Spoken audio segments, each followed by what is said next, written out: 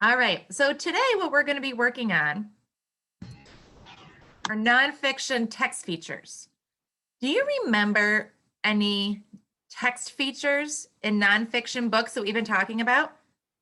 How can we tell they're nonfiction? First of all, what does nonfiction mean? Remember? Dyer, I need you to move away from whoever that is. Ask them to move away. All right, Ezekiel knows. It's gonna be. All right, Ezekiel, what does nonfiction mean? True. It means it's true or real. All right. So, what are some features of a nonfiction book? What are some features of a nonfiction book that help us know that it's a true book? What are you doing? Shafiq, I need you to stay muted, bud. Thank you. Does anybody know? Just Ezekiel? Come on. What does a nonfiction book have inside of it that we know? Sinai, do you know one? Say Aaron. What? It's fake. No, nonfiction is true. That's what Ezekiel said. Santino? It has photographs. It has photographs. Yes, actual pictures. That's one text feature. Nice job, Santino. Can anybody think of any other ones? Ezekiel?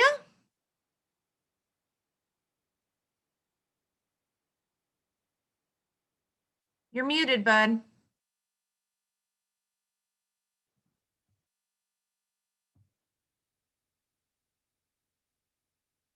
Ezekiel? Table of contents. The table of contents. Thank you. All right. So we are going to look at some more text features because I know you guys don't remember them. Breaks my heart. All right. So we're going to talk about different text features. And then when we read a book, we're going to look for them. All right. So look at this part of the book. Raise your hand. What is this called? It's in the front of the book. What is that called? Zoe? Title. It is the title. Nice job. So the title is a nonfiction text feature. And then Ezekiel said this one. This is the table of contents, right? It tells you what page each section is. Does anybody know? Look where the arrow's pointing, right here. What is that part of a nonfiction book called? What is that part called? Does anybody remember?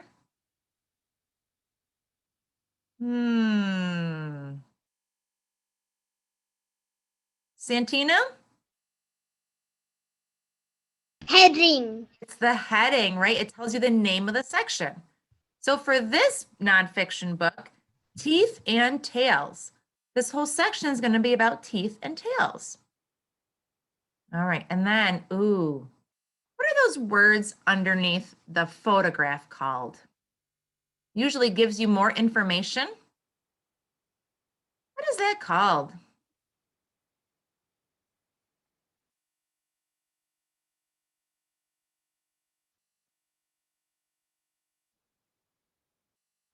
Anybody? Anybody besides Ezekiel? Ezekiel, help us out. You're just going to answer all of our questions for us today. A caption. A caption, absolutely. So the caption is the description underneath the photograph so we know what the photograph is about. All right, and then we have the glossary. The glossary is at the end of the book and it always shows the bold words. You know how some words are really dark black?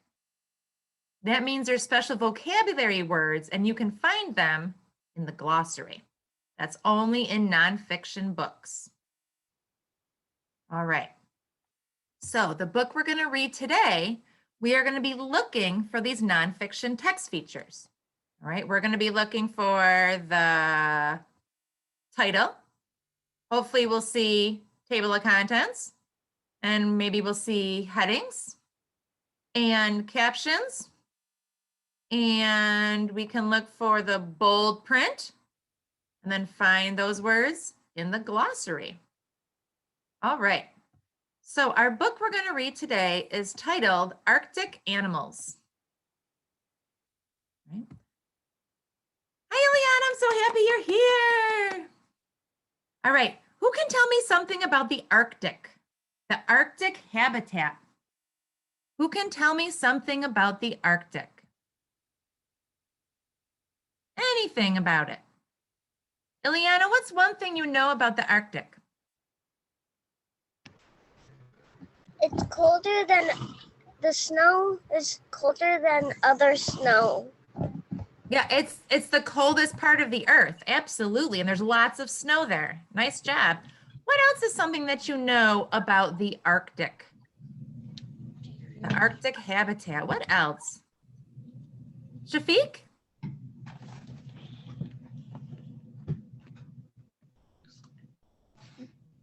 Shafiq, what's something you know about the Arctic? There's polar bears. Absolutely. There's polar bears. Can you think of anything else you know about the Arctic? It's cold, it's snowy, polar bears live there. Zoe, did you have another fact? Yes, ice. Ice, lots of ice, absolutely. And we learned this week that some of the ice is melting because of climate change, right? The earth is getting warmer, so the ice is melting. So the Arctic habitat is disappearing. And that's why some animals are endangered. Okay, but today we're going to look at the Arctic animals in this book, and we're going to look for nonfiction text features. Right? So make sure you are looking at the pages for the text features. Okay. Arctic animals. Oh, look at, there was no Zoom. say, please mute, Shafiq. Okay. All right, so Arctic Animals by, where? Oh, where's the author? I don't know, she went away. By Tori Kasara, there we go. All right, the Arctic is a cold, windy, and often snow-covered place. The animals that live there have adapted to the harsh weather conditions. And I see some text features. Look at, here's a photograph and the caption, right? Reindeer. It's like a label. And then this is an Arctic wolf. Boys and girls, I see 3 text features here. 3. I see, look at right here, the bold word. You see the bold? Dark black. And then I see a photograph. And I see the caption. That's 3 text features. All right, let's see what we can find on the next page. All right, the Arctic Circle is the region around the North Pole. It is mostly ice-covered ocean water. Oh, look at these. What kinds of animals do you think live in the cold Arctic waters? What kind of animals do you think live in the waters? Camila, what's an animal that you think lives in the Arctic water?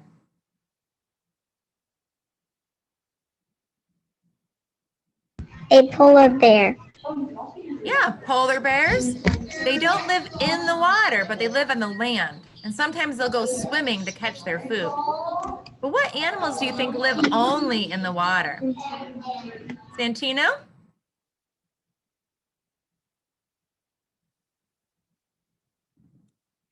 You gotta unmute, bud. Seals. Absolutely, seals, Yeah. right? They can stay warm because they've adapted. They have lots of blubber or fat. underneath their skin to help keep them warm. Ileana, I like your quiet hand. What other animals? You're gonna have to unmute, honey.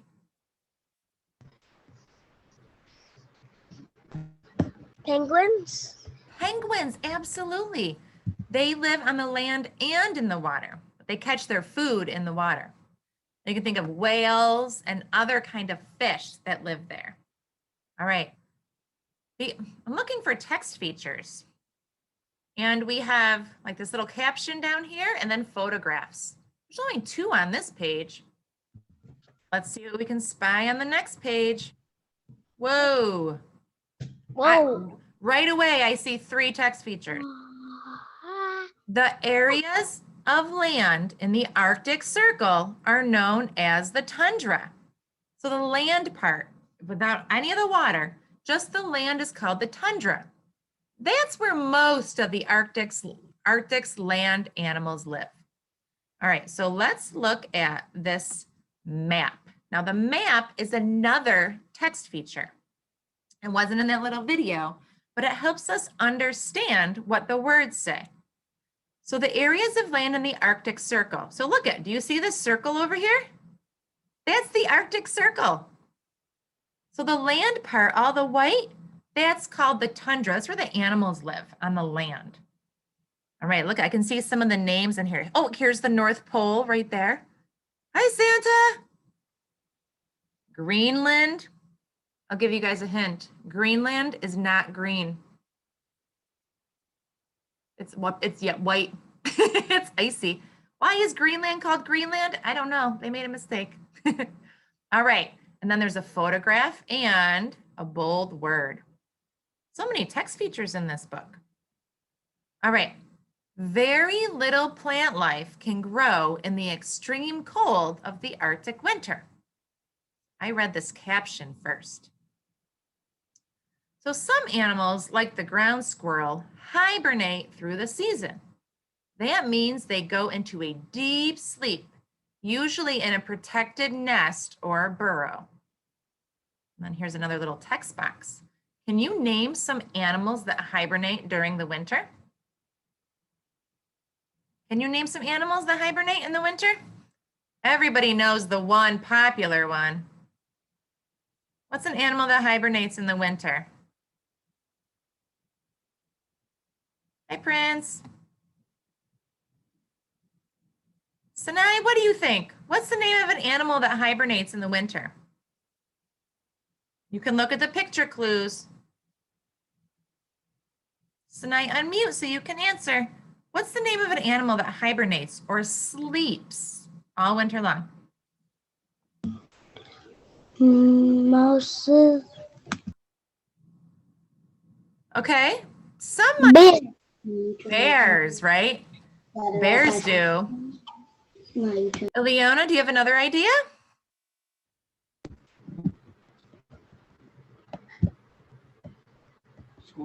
Squirrels. Squirrels. Some squirrels might. I know I've seen squirrels in the winter at my house, so I don't know if they hibernate. But there are some frogs that hibernate. There's lots of other animals that hibernate. They can't live in the super cold, so they just sleep instead. All right. Other animals, like the Arctic tern, spend warm summer months in the Arctic. For the long, cold winter, they migrate to warmer places. Anybody remember what migrate means? I'm giving you clues. Migrate means to... Zoe? Walk. Walk or to move, right? Migrate means to move. So for the long, cold winter, they move to warmer places. And I'm going to read this text box.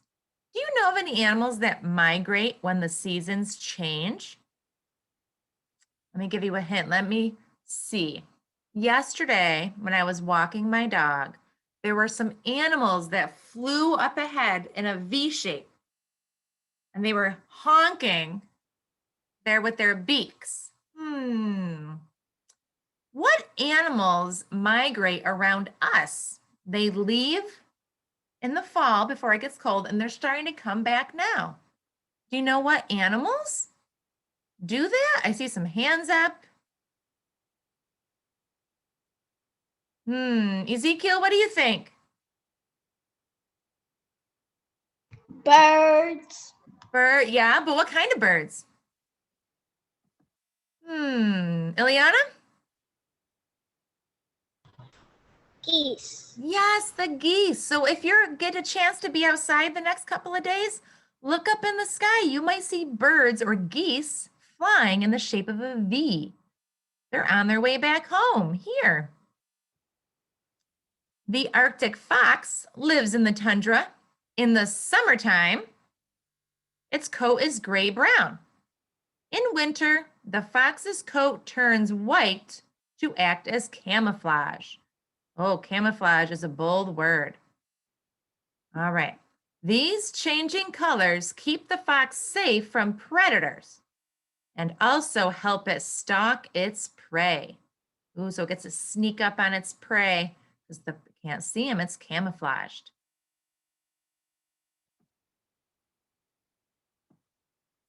Narwhals are small whales that live in the freezing cold waters of the Arctic. So a narwhal, you can see this picture right here. Actually, give me a thumbs up if you know what a narwhal looks like. Thumbs up if you know what a narwhal looks like. A few people do. All right, so the narwhals, actually, they kind of look like whales, and it looks like they have one big horn coming out. So sometimes the male narwhal is called the unicorn of the sea because it looks like a unicorn. But guess what? That horn is actually a tusk or a tooth. One long tooth coming out. Imagine that if one of your teeth grew so long it stuck out of your head. Ouch. Yeah, so the male narwhals have one long hollow tooth that looks like a spiral tusk. Wowzers.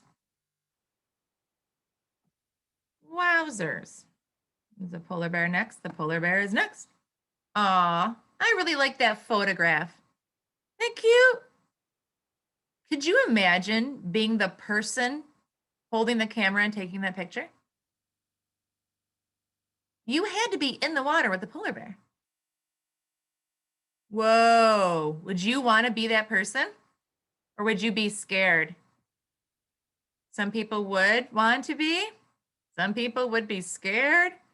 Yeah, they look friendly, but look at those claws. I don't know about that. They're carnivores and we're meat.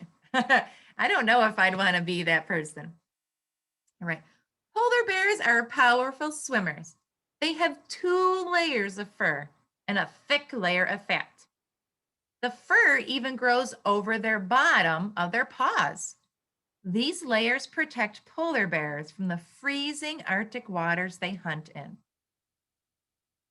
Right, so the polar bear's adaptation, they have 2 layers of fur and a thick layer of fat. What does that help them do? Why do polar bears have 2 layers of fur and a thick layer of fat? Smart choices with the camera, please, friends.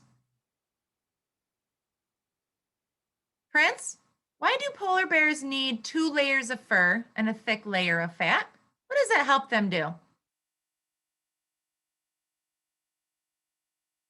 Kill animals.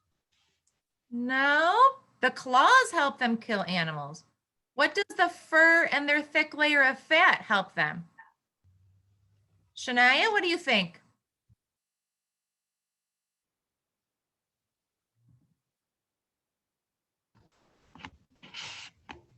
Shania, how does that help the bear? If they have 2 layers of fur and a thick layer of fat. Santino? It's fat in its fur. Right, but how does it help them? So it's not cold in the water. Nice job. It keeps them warm. That is what the word said too, friends. So when you're listening to the book, you have to understand what you're hearing. These layers protect polar bears from the freezing Arctic waters they hunt in. It protects them from the freezing waters. All right, I gotta move this. Puffins kind of look a little bit like penguins, but they're called puffins. They also hunt in the waters of the Arctic. They have thick, waterproof feathers to protect them from the cold. Oh, so just like the polar bear has fur and fat to protect them, these birds have thick, waterproof feathers. Cool, they're waterproof. And they have a big beak for storing fish. Oh my goodness. So they don't have a pantry or cupboards or a refrigerator to store their fish. They just have a big beak. All right, let's look at this caption. When a puffin is gathering food for its chicks, its bill can fit as many as a dozen fish at a time. Do you know how much a dozen is? You might have heard it like a dozen eggs. A dozen means 12. This bird can fit 12 fish inside its beak. 1, 2, 3, 4, 5, 6, 7, 8, 9, 10, 11, 12. That's more than you have fingers. That's a lot of fish inside its beak. Do you think your mouth could hold 12 fish? Show me how big your mouth is. Let's see if we can fit 12 fish in it. Whoa. I don't know. You might make some good puffins. Hey, puffins, close your beaks. Nice job. Still see a few puffins there. All right. Ooh, a wolverine. Now, this is not like the X-Men Wolverine that has the claws on his hands. This is the actual animal. This is who Wolverine's named after, the movie character. The wolverine is a type of weasel that lives in the tundra. Ooh, it lives in the super cold.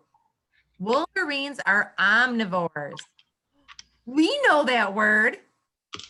Yes, we know omnivores. You guys are so smart. They can eat anything they find, from fruit and plants to fish and birds. Because omnivores can eat the plants and they eat the meat. They eat both. All right. And this caption, well, this text box says, can you name more animals that are omnivores? Oh my goodness. Super cute photograph alert. Oh, so cute. All right. Harp seals. Well, these are seals. They're called harp seals. Mostly live in Arctic waters and on ice.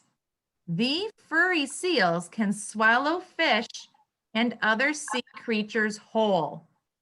That means they don't have to chew. They just open up their mouth and swallow them. Huh. Now, they live in the freezing waters and ice. How do you think these seals stay warm? What kind of adaptations do you think they have? Think about what the polar bear has. Now think about what the seals would have.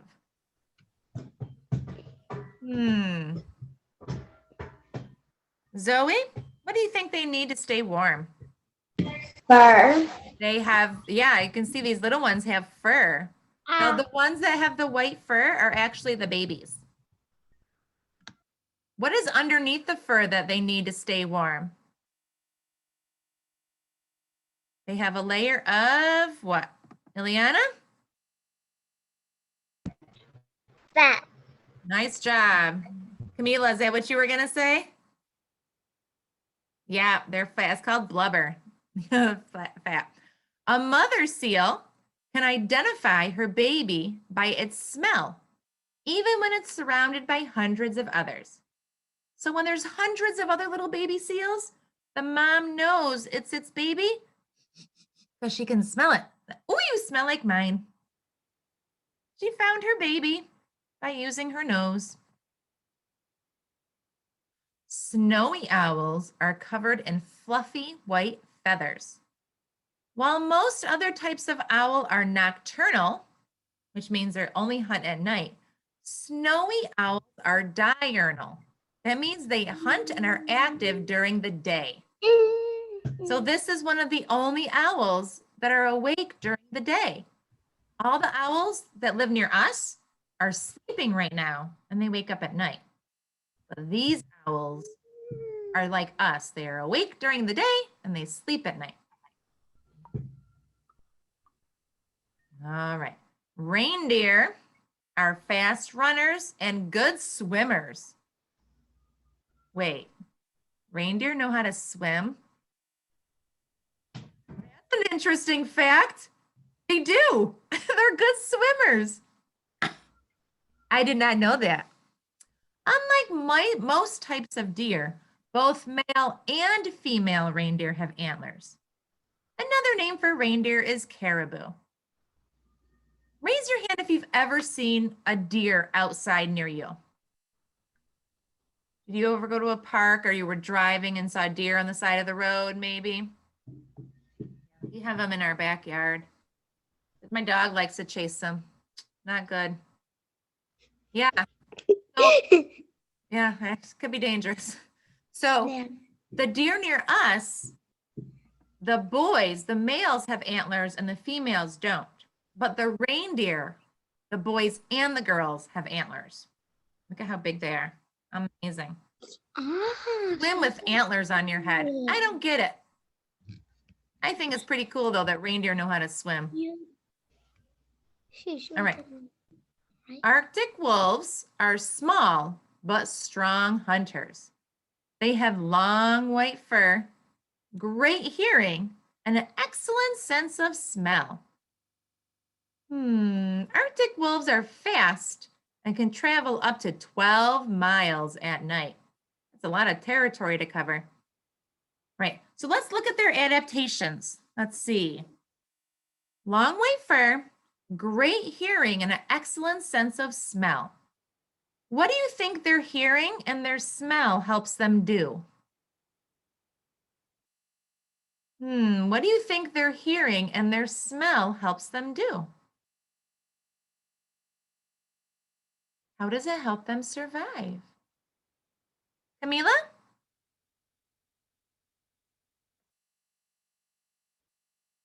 It rise because they smell flowers. Okay, they could smell flowers. Do you think that helps them survive?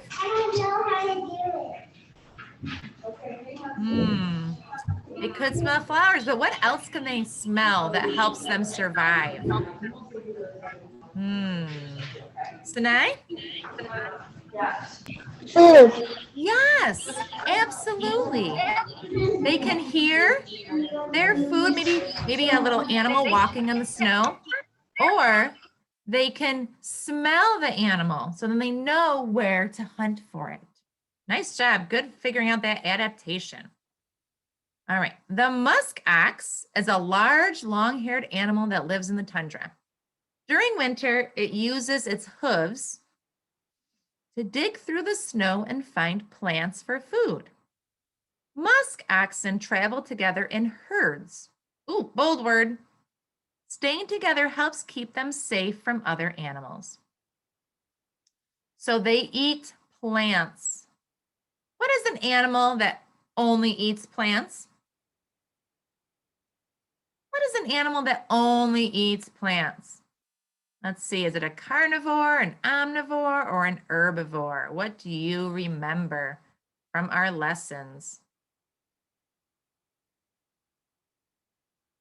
What do you think, Zoe?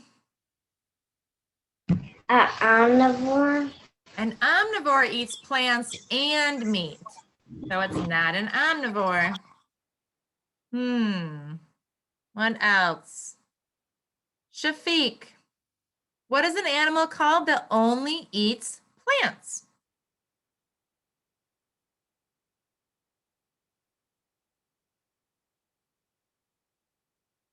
You have to unmute, Shafiq.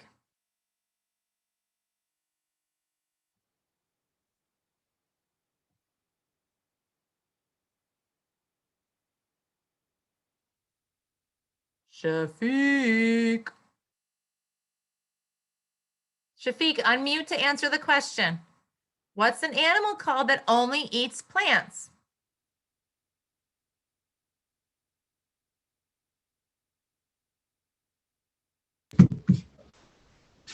What's going on? Who can help Shafiq out? I don't think he knows where the unmute button is. Ileana.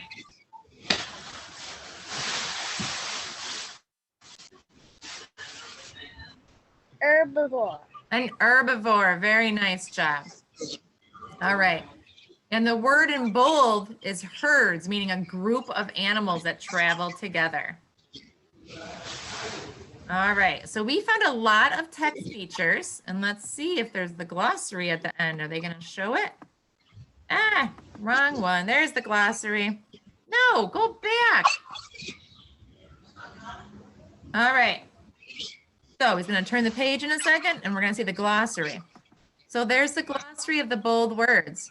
Adapt, camouflage, diurnal, herd, hibernate, migrate, nocturnal, omnivore, predator, prey, tundra. So all those dark black words that we saw, they're all in the back in the glossary given the definition. All right.